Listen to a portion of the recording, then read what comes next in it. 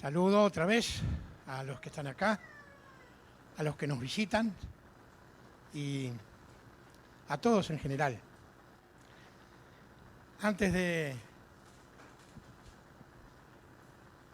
pensar en qué iba a hablar, llamo a Freddy para decirle cuál es el tema. No, voy a dejar que el espíritu guíe. Y quedé asombrado con la primera canción que él pidió. ¿Cuál fue? ¿Qué mente qué? ¿Cuál fue la primera que cantamos? Abre mis ojos, oh Cristo. El tema que yo tengo para hablar con ustedes hoy es Por una mirada. Nos habla de mirar. Ahora, no es un mensaje para aquellos que ya somos del Señor. Es un mensaje para aquellos que aún no han recibido a Cristo como su Salvador. Porque corremos el peligro de que, como hemos venido tantas veces a las reuniones, nos hemos familiarizado con las canciones, hasta tal vez oramos, pero no le hemos permitido a Cristo entrar en nuestra vida. No hemos permitido que el Espíritu Santo obre en nosotros para una conversión genuina. Y esto es un peligro porque nos estamos engañando y lamentablemente el que no aceptó a Cristo realmente, está caminando derechito al infierno. Esta es una realidad tremenda. Por eso es una gran responsabilidad predicar el Evangelio. Ahora, queridos hermanos, ahora sí les hablo a ustedes. ¿Es mía solamente la responsabilidad de predicar? ¿Cuál fue el mandamiento del Señor antes de irse? Lo que nosotros llamamos la Gran Comisión.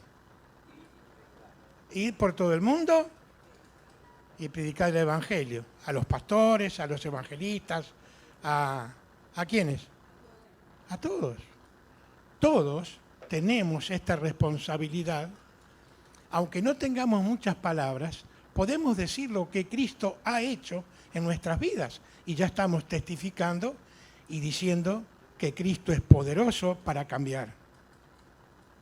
Pero tiene que haber en aquel que escucha un poquito de fe. Por una mirada, ya más adelante en el correr del mensaje, vamos a ver lo que dice el Señor acerca de lo que es una mirada. No sé cuántos minutos me va a llevar porque le he agregado algunas cosas al mensaje. Pero hoy no juega Peñarol, no juega Nacional, así que podemos quedarnos tranquilos.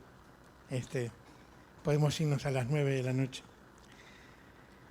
¿Cuántas cosas suceden detrás de una sola mirada? ¿Han pensado en esto? ¿Cuántas cosas pasan detrás de una sola mirada? Les cuento algo jocoso. Mi papá tenía una fábrica de cartón en Melilla y pretendían sacar agua del pozo del molino. Para hacer cartón se necesita mucha agua.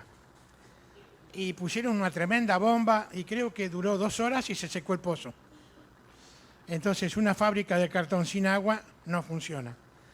Y mientras se hacía el pozo, yo, que no tenía libreta todavía, y el inconsciente de mi padre me mandaba a mí en un viejo camión, que solo yo lo hacía arrancar, era un Tam Strader con un Ford V8 adentro, con un gran tanque, iba a la cantera y a una quinta de un amigo de él que proporcionaba el agua para que yo llegara con el camión y la pusiera en el tanque de arriba y la fábrica funcionaba. Y iba por el camino donde después con Tere vivimos mucho tiempo, camino el Polvorín para abajo, antes de llegar a los 33 Orientales, estaba la granja donde tenía porque había sido criadero de pollos y tenía 2 grandes tanques y yo iba y descargaba ahí en el camión y me llevaba. Y en la casa de enfrente vivía una muchachita y ella cuando sentía el camión salía para ver, era Flor de Pispireta, y yo un mirón. Y entonces yo venía con aquel viejo camión y salió la muchacha y yo miré Y me estaba por pasar de la entrada y doblé y el camión quedó colgado en el puentecito con una rueda en el aire y ahí quedé trancado y la fábrica se quedó sin agua. No le dije a mi papá la verdadera realidad de lo que había pasado, por qué me había sucedido esto. Simplemente le dije, me quedé trancado en una zanja y eso fue todo. Pero todo fue por culpa de una mirada. No tenía, pues si venía manejando y un amigo de mi papá, que amaba mucho los autos, tenía un Mercedes-Benz precioso, con tablero de roble, qué sé yo, tapizado de cuero, también le pasó lo mismo. Pero él se detuvo más tiempo, iba manejando, vio una muchacha linda, la miró, y cuando quiso acordar chocó con el que venía adelante y reventó la careta del auto. Era un Mercedes-Benz precioso. Le salió cara la mirada. A mí me salió un poco de trabajo nada más. Pero estas son cosas para entrar en el tema. Las cosas que pasan, que ocurren por una mirada. Si nosotros recorremos las páginas de la Biblia, desde el primer libro, desde Génesis, hasta el último libro, en Apocalipsis, vamos a encontrar, a través de la historia de la humanidad de ese tiempo, muchos acontecimientos que sucedieron por culpa de una mirada. Algunas consecuencias de esas miradas fueron trágicas, tremendas, con consecuencias terribles, pero otras fueron de bendición. Y yo quiero ver hoy, tal vez no muy rápidamente, pero pasar por algunos lugares para ver estos ejemplos. En primer lugar, vamos a ver los ejemplos negativos, para dejar para lo último lo positivo. Para que nosotros veamos las consecuencias que tiene mirar lo que nunca debemos de mirar, como estos que vamos a ver nosotros, que nunca debían haber mirado. Quiero hacerles notar lo siguiente. Mi propósito es en esta noche, especialmente para aquellos que no conocen al Señor, ayudar a que deje de mirar lo que le está deslumbrando del mundo. Porque lo que ofrece el mundo son como pompas de jabón, multicolores, hermosas, pero no duran nada. Y eso es lo que el mundo ofrece, porque nos atrae, porque Satanás está detrás y es el que comanda todo, y entonces hace que la persona quite la mirada de lo importante para que ponga la mirada en cosas pasajeras, que le quitan a la persona la mirada de lo que es importante, la mirada en Cristo. Porque solamente en Cristo hay perdón de pecados, salvación y vida eterna. Porque si una mirada nos puede acarrear en la vida muchos problemas, aquí en la tierra, si no miramos a Cristo, si no ponemos la mirada en Él, esto nos va a acarrear un problema que es trascendente, que es por la eternidad.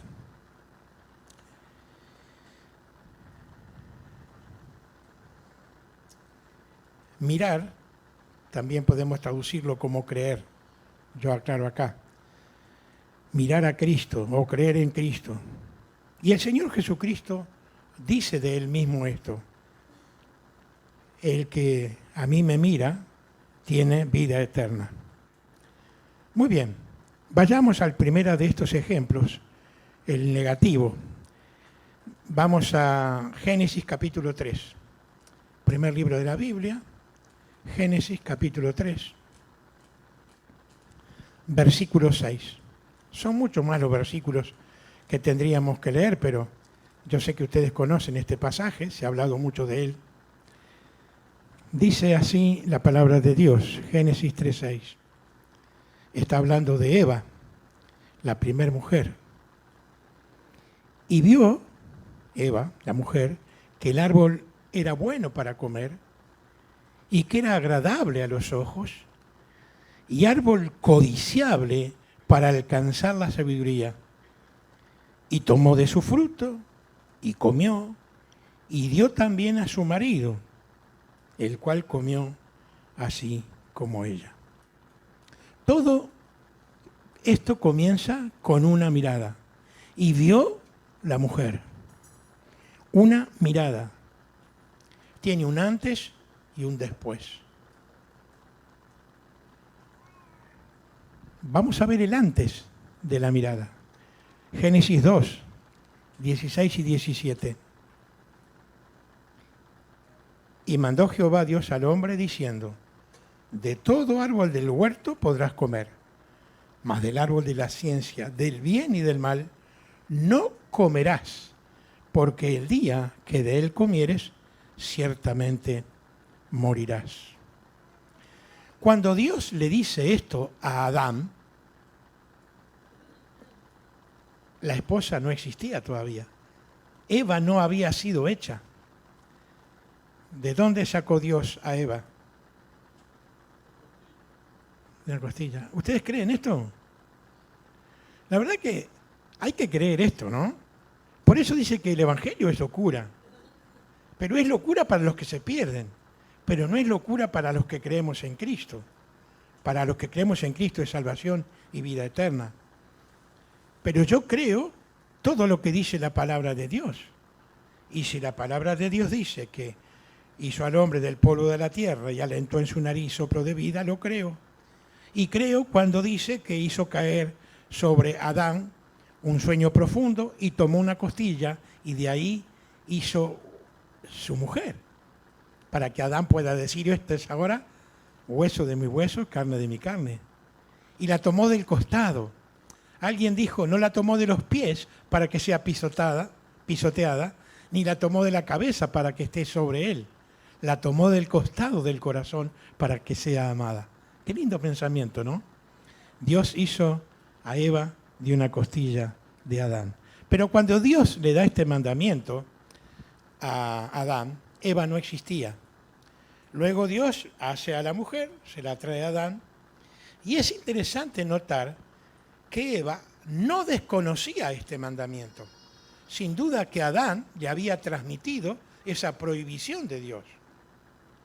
Ahora, es interesante leer. Vamos a Génesis 3, capítulo 1 al 5. Miren cómo pasan las cosas. Pero la serpiente era astuta más que todos los animales del campo que Jehová Dios había hecho, la cual dijo a la mujer. Y aquí hay otra cosa que tenemos que tener mucha fe para creer. ¿Ustedes creen que la serpiente habló? Sin duda. Dios es todopoderoso. También habló el asna de Balaam, ¿se acuerda? Dios puede hacer cualquier cosa porque Él es poderoso y soberano. Dice entonces que la serpiente le dijo a Eva, le dijo a la mujer, miren cómo tergiversa las cosas, con que Dios os ha dicho, no comáis de todo árbol del huerto. Y la mujer respondió a la serpiente. No se sorprendió de que le hablara una serpiente. Le respondió y le dijo, del fruto de los árboles del huerto podemos comer.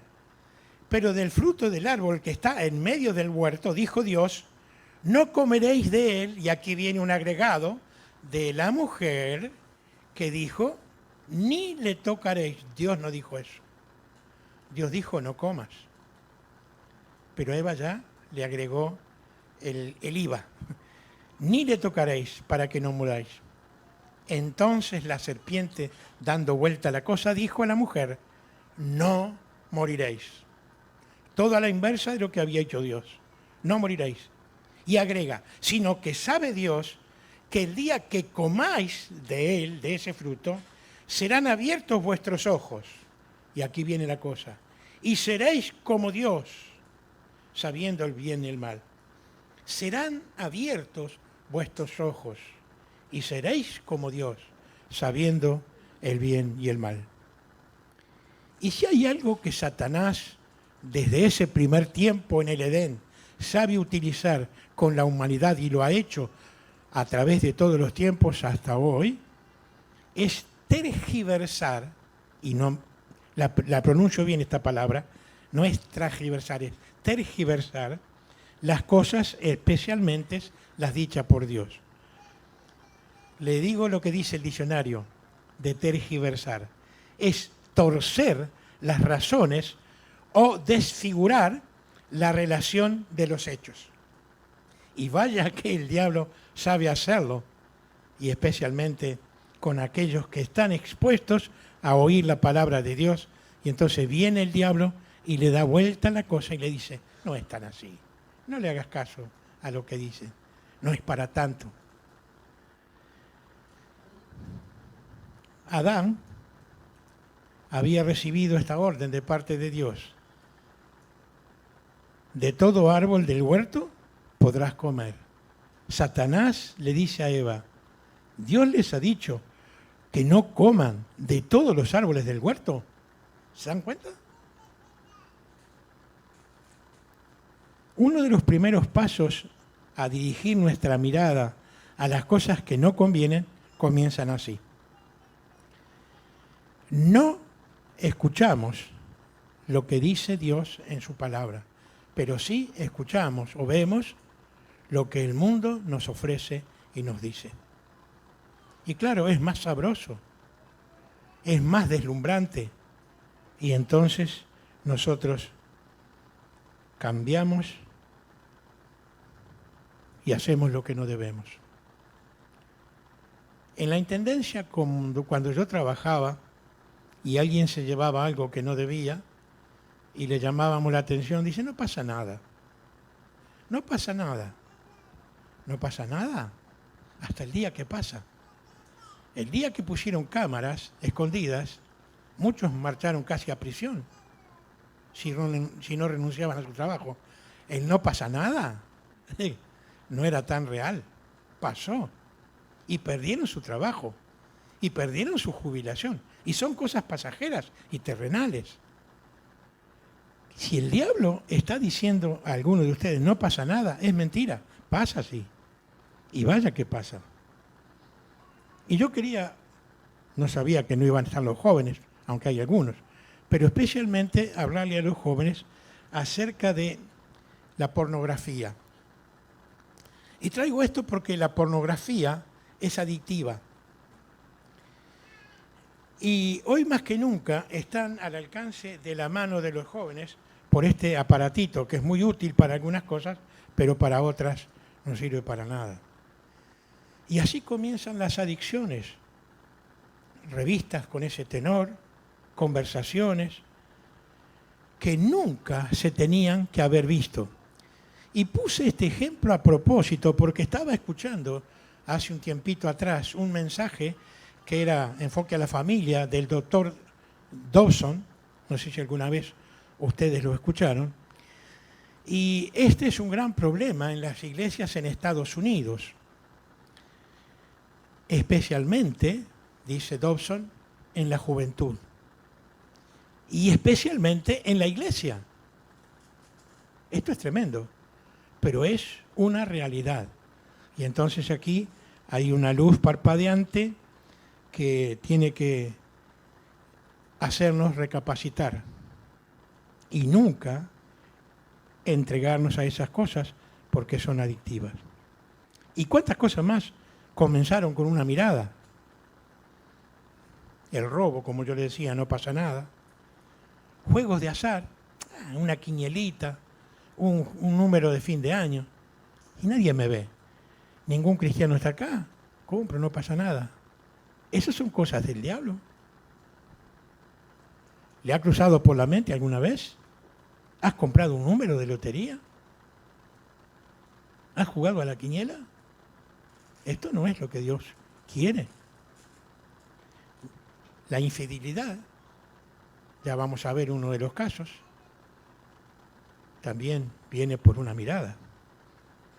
Los juegos de azar, la lista sería muy larga.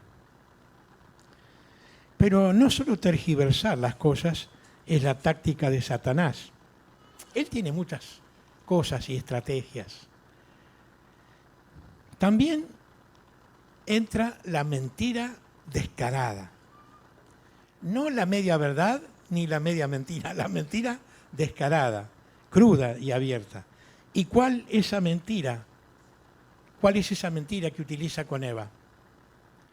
Le dice en el versículo 4, con que Dios os ha dicho, no, no vas a morir, no van a morir. Y cuando Eva comió aquel fruto y tragó y no se murió, dijo, Satanás tenía razón, no pasó nada. Pero no pasó nada físicamente por un tiempo, pero automáticamente había pasado algo espiritualmente que Eva no había percibido. El mismo Señor Jesucristo dijo que Satanás es mentiroso y padre de mentira. Juan 8:44. Otro de los pasos a dar para mirar lo que no nos conviene es aceptar este engaño que Satanás le dice a Eva. No van a morir, no va a pasar nada. Y así hoy nosotros encontramos y escuchamos en la televisión que hay jóvenes que tienen SIDA por vivir una vida licenciosa, chicas solteras con embarazos no deseados, muchachos y muchachas perdidas en las drogas y en el alcohol, etcétera, etcétera. El no pasa nada, como decía hace un ratito, es una mentira descarada del diablo hasta usada en los días de hoy. Y eso nos desvía nuestra mirada de Dios. Pero él tiene, Satanás, una estocada secreta, por decirlo de alguna manera, que emplea. Y lo hace de varias formas. Le dice a Eva, versículo 5, el día que comas de ese fruto, serán abiertos vuestros ojos y seréis como Dios. Primero, serán abiertos vuestros ojos. Segundo, serán como Dios. Tercero, van a saber el bien y el mal. Y estos argumentos son escuchados por Eva. Y ella cae, y no solo cae, sino que Adán no tenía que haber entrado en eso. Sin embargo, se dejó engañar. Entonces comienza un proceso que es muy bien descrito por el apóstol Santiago. Si me quieren acompañar en la lectura, vamos al Nuevo Testamento, Santiago capítulo 1, porque me gusta mucho cómo él explica cómo es este procedimiento en la mente nuestra. Capítulo 1, versículos 13 al 15. Y dice Santiago, cuando alguno es tentado, no diga que es tentado por parte de Dios, porque Dios no puede ser tentado por el mal, ni Él tienta a nadie. Escuchen bien, sino que cada uno es tentado cuando de su propia concupiscencia, y ya les voy a decir lo que quiere decir esta palabra, es atraído y seducido.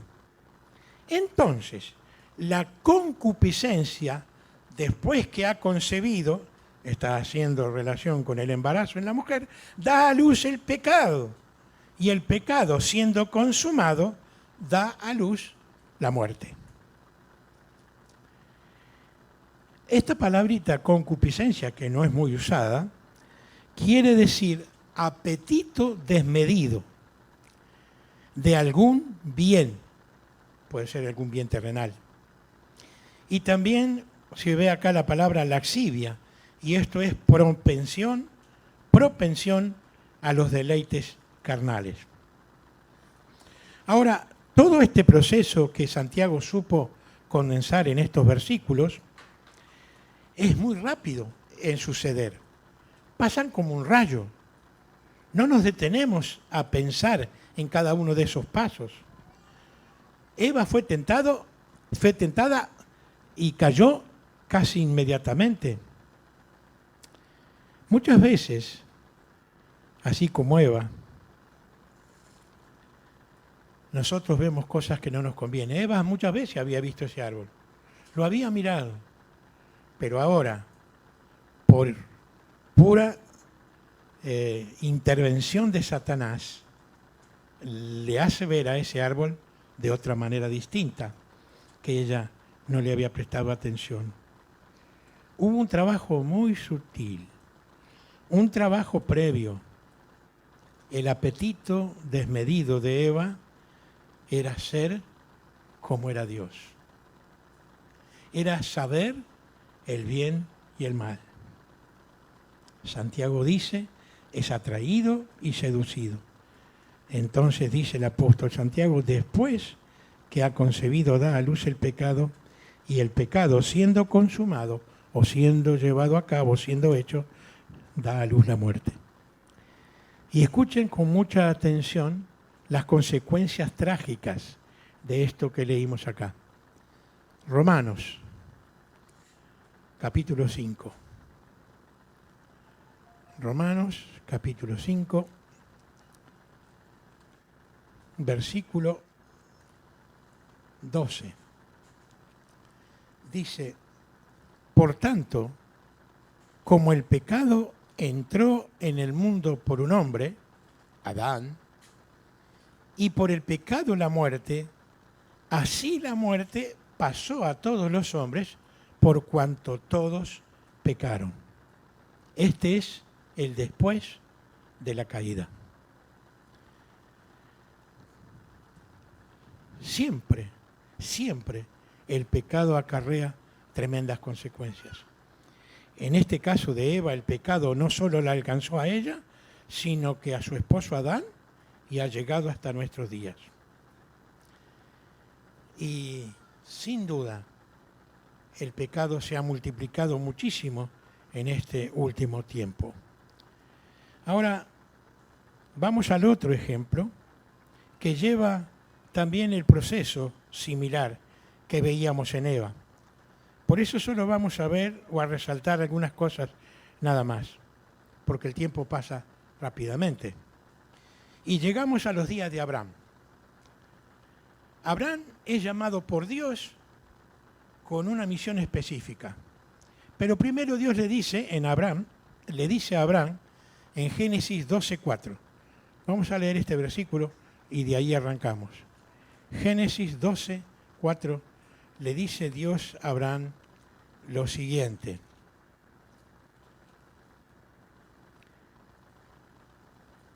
Y se fue Abraham, porque Dios le había llamado, como Jehová le había dicho. Y Lot, era el sobrino de Abraham, fue con él. Y era Abraham de 75 años cuando salió de Harán. Ahora, ¿qué tiene que ver esto? Dios llamó a Abraham, no lo llamó con su sobrino, lo llamó con su esposa, que se fuera de ahí porque iba a ser una nación grande con él. Pero se lleva a Lot.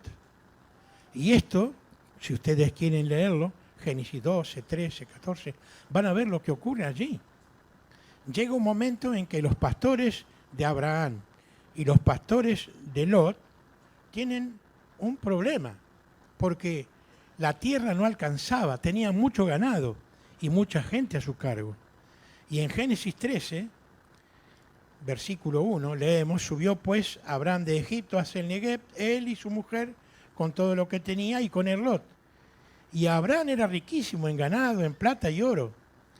Y volvió por su jornada desde el Negev hasta el Betel, hasta el lugar donde Dios había estado antes, su tienda, está hablando de Abraham, en Betel y Ai, al lugar del altar que había hecho allí antes, e invocó allí Abraham el nombre de Jehová. También Lot, que andaba con Abraham, tenía ovejas y vacas y tiendas, y la tierra no era suficiente para que habitasen juntos, pues sus posesiones eran muchas y no podían morar en un mismo lugar. Y hubo contienda. Y saltamos al versículo 9, y le dice a Abraham, ¿no está toda la tierra delante de ti? Yo te ruego que te apartes de mí. Si fueres a la mano izquierda, yo iré a la derecha, y viceversa. Y versículo 10 está la clave. Y dice, y alzó Lot sus ojos y vio, ¿qué vio? Toda la llanura del Jordán, que toda ella era de riego, como el huerto de Jehová, como la tierra de Egipto, en la dirección de Zoar, antes que destruyese Jehová a Sodoma y Gomorra.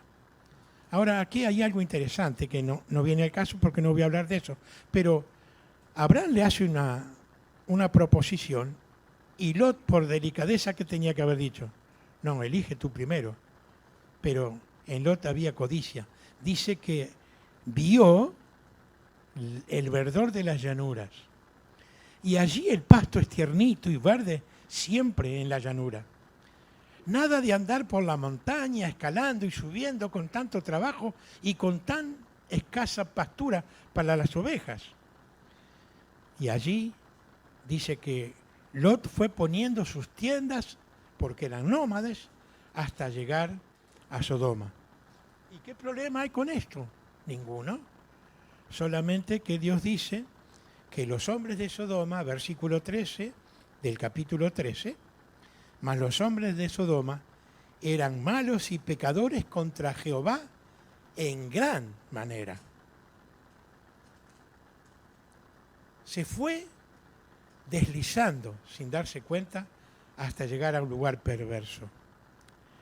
Alguien podría decir, bueno, ¿y qué tiene de malo todo esto? Él buscó la mejor pastura. Parece que nada fuera malo. Sin embargo, la Biblia no lo dice, pero en la mirada de Lot encontramos la concupiscencia, que era el apetito desmedido de bienes terrenales.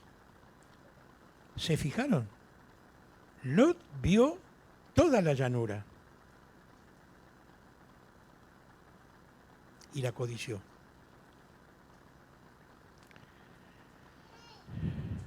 ¿Qué estamos mirando? ¿O qué estás mirando tú, amigo, amiga? ¿Algo donde es fácil? ¿Donde no hay esfuerzo? Pero la cosa no termina allí. Porque nosotros sabemos por la historia, y ustedes pueden leerlo, nosotros no lo vamos a hacer por el tiempo, que el final fue un final desastroso, porque Dios había decidido destruir a Sodoma y a Gomorra a través del fuego que cayó del cielo y consumió esas dos ciudades. Sin temor a equivocarme, creo que la misma maldad de hoy en día, con los hombres y con las mujeres, es igual o peor que los hombres de Sodoma y Gomorra. Hay un final triste en esta historia. Dice que Dios rescata a Lot, manda a unos ángeles para sacarle de ahí y le dice, escapa por tu vida. Tú, tus hijas, tu mujer y tus yernos. Los yernos no quisieron salir, se quedaron. Y entonces ellos salen corriendo, Génesis 19, 17. Escapa por tu vida, era una película. Pero allí pasa algo tremendo. Van corriendo hacia el lugar que los ángeles les habían dicho, y entonces leemos en el 19:26 de Génesis, entonces la mujer de Lot miró atrás, a espaldas de él, de Lot, y se volvió estatua de sal. Otra cosa que es difícil de creer, pero pasó, porque ella quedó allí, petrificada, salificada, y él siguió corriendo con sus hijas, que también es tremendo todo lo que pasa. Es un final muy triste la historia de Lot. No solo perdió sus posesiones en Sodoma, sino que también pierde a su esposa, y luego lo que pasa es tremendo. Ustedes lo pueden leer en sus Biblias. La mujer de Lot, no dice, iba a decir Eva, no dice el nombre de ella. ¿Dice el nombre de la mujer? No lo dice, en ningún momento. Pero ella miró atrás y se convirtió en estatua de sal. Miró, dice, a espaldas de él. Trágicas consecuencias, y todo por una mirada. Y vuelvo a decir, amigo, amiga, quizás estás mirando tú, como Lot, el verdor del valle de este mundo, que es tan atrayente y que aparentemente deslumbra y promete todo con el mínimo esfuerzo, prometiendo felicidad, bienestar, prosperidad, dinero, fama, no sé, pero esto nos lleva a alejarnos de Dios. Qué bueno sería que todos aquí puedan tener la seguridad de que esto no ocurra en sus vidas, de que han puesto la mirada en Cristo como su Salvador. Ahora, el Señor Jesucristo dice una cosa que es interesante y nos hace reflexionar, porque ¿qué aprovechará al hombre si ganare todo el mundo y perdiere su alma? Y esto lo digo con relación a que Lot perdió todo lo que tenía, pero él se salvó con sus hijas. Así que, amigo, esto nos llama a reflexionar. Son las palabras del mismo Señor Jesucristo. ¿De qué te sirve tener todo aquí en esta vida, por lo que hoy te desvives, si un día todo lo que tienes vas a dejarlo, quieras o no? Hay un dicho que dice: la mortaja no tiene bolsillos. No sé quién contaba la vez pasada que se hizo enterrar y en el cajón hicieron 2 agujeros para que sacaran sus manos, para que vean que no se podía llevar nada. ¿Quién era el que contó? Alejandro Magno fue ese. Para que vea que nada se puede llevar. Aunque llenen el cajón con dinero, va a quedar allí. Nada podemos llevarnos al cielo o al infierno, porque todo queda aquí en esta tierra. Yo le decía a un compañero de trabajo que era inspector de tránsito, que era taximetrista, que tenía su auto puesto en una academia de choferes, que tenía un aras de caballo, que yo que sé cuántas cosas, que se había comprado una televisión de no sé cuántas pulgadas, y yo le dije: ¿y para qué te compraste esa televisión si no estás nunca en tu casa? Si no la vas a mirar. ¿Para qué? Pero cuando me siento veo. Entonces, ¿saben cómo terminó? Pegándose un tiro en la puerta de su casa. Había puesto la mirada, y lo que cuento es serio, es en serio, pasó. Había puesto la mirada en las cosas terrenales, el tener, el tener, el tener. Casi no descansaba. ¿Para qué le sirvió? Para que un día descubriera que su mujer le engañaba, porque nunca estaba en casa, y él se quitara la vida. Y lo hizo en la puerta de su casa a propósito. Así que, amigo, tiene que hacerte reflexionar todo esto, porque el Señor dice la verdad. ¿Qué gana el hombre con que tenga millones de dólares y se va a perder por la eternidad en el infierno por no haber puesto la mirada en aquel que puede darle vida? Y si un día esas posesiones adquiridas no pueden librarte de la condenación eterna, tienes que tener presente esto hoy, que es el momento de cambiar de sendero, de cambiar de camino. Dice la Escritura que Dios no tendrá por inocente al culpable, porque Él va a pagar a cada uno según lo que hizo.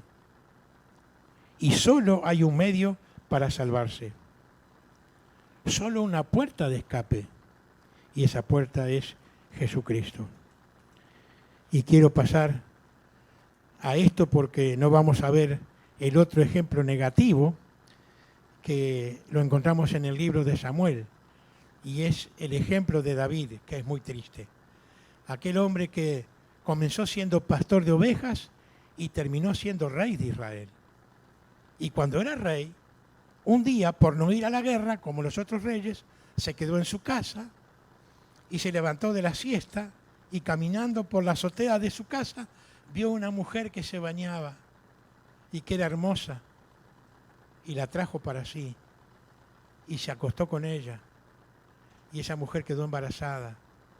Y esto parece una historia de terror, y lo es, porque cuando ella le dice lo que había pasado, él manda a traer a Urías para que vaya a la casa y esté con su mujer y aquello quede tapado, pero Dios había puesto en aquel hombre, Urías Eteo, una fidelidad tal que él no bajó a su casa. ¿Cómo voy a ir a dormir con mi mujer cuando el ejército está peleando? Tenía el corazón más noble que David. Y entonces, como David no puede tapar este embrollo, le manda una carta que la lleva el propio Urías Eteo al general del ejército para que lo ponga en los recios de la batalla y lo abandonen, con el propósito que muera. Miren lo que todo comienza con la mirada. La vio, que se estaba bañando, era hermosa, peca con ella, ahora comete asesinato, aunque no lo hace él directamente, pero es el promotor, y Urías muere. Y entonces él toma a aquella mujer por su mujer. Y es lamentable esta mancha en la vida de David, que era un hombre, dice la Escritura, con el corazón de acuerdo al corazón de Dios.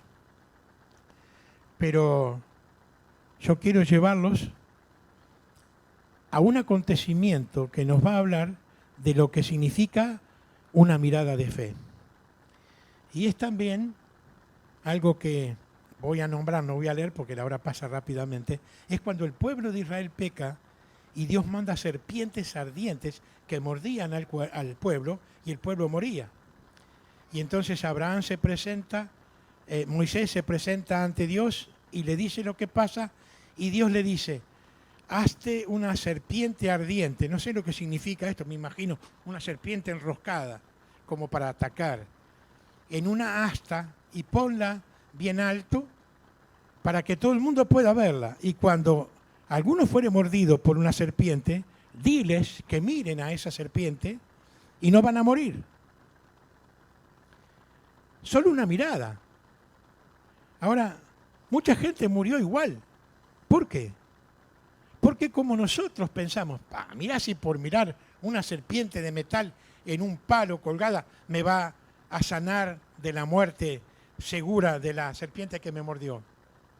Pero era así. Era una realidad. Y aunque quizás alguno de los amigos le dijera: mirá, yo miré, a mí me mordió, yo miré y no me morí, estoy acá. Sin embargo, hoy en día hay personas que actúan de la misma manera. Nosotros le decimos: querido, Cristo me cambió, yo sé cómo era. Nosotros somos como aquel ciego que el Señor había curado y lo estaban culpando. ¿Cómo podía hacer eso? Y él le dice a aquellas personas: miren, yo no sé si ese hombre es pecador o no lo es. Yo solo sé una cosa. ¿Qué era? Que yo antes era ciego y ahora veo. ¿Y quién le podía negar eso? Y sucede lo mismo con nosotros.